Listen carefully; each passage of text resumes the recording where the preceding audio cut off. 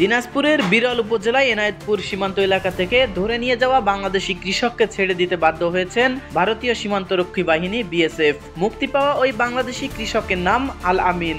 24 জানুয়ারি শুক্রবার বিরল উপজেলার 8 নং ধর্মপুর ইউনিয়ন থেকে ধরে নিয়ে যাওয়া হয় আল আমিনকে। এর প্রতিবাদে ভারতের এক কৃষককে ধরে নিয়ে আসে সীমান্তবর্তী বাংলাদেশি নাগরিকরা। এরপর ভারতের ওই কৃষককে বিজিবির হাতে তুলে দেয় স্থানীয়রা।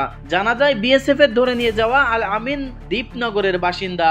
অন্যদিকে ভারত থেকে ধরে নিয়ে আসা কৃষক পশ্চিমবঙ্গের দক্ষিণ দিনাজপুর জেলার কুসুমন্ডি থানার মোল্লাপাড়া গ্রামের নারায়ণ চন্দ্র রায়।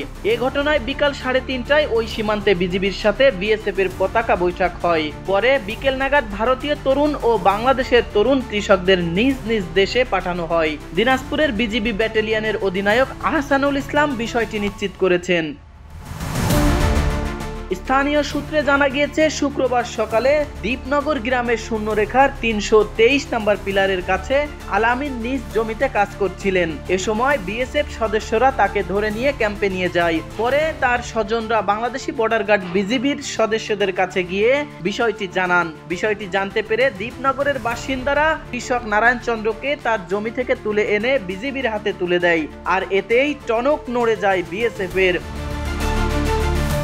ভারতীয় সেই কৃষককে ধরে আনার পরপরই পতাকা বৈঠকের জন্য সম্মত হয় বিএসএফ। বৈঠক শেষে দিনাজপুর 42 বিজিবির অধিনায়ক লেফটেন্যান্ট কর্নেল আহসানুল ইসলাম বলেন, বিষয়টি ভুল বোঝাবুঝি ছিল। পতাকা বৈঠকে মীমাংসা হয়েছে। বিকাল 4:15টায় আল আমিনকে তারা ফেরত দিয়েছেন। ভারতীয় নাগরিকের বিষয়ে তিনি বলেন, তাকেও বিএসএফ এর কাছে ফেরত দেওয়া হয়েছে। রাফিদুল ইসলাম রাজু, নিউজ নেটওয়ার্ক। সাথেই থাকুন, সাবস্ক্রাইব করুন।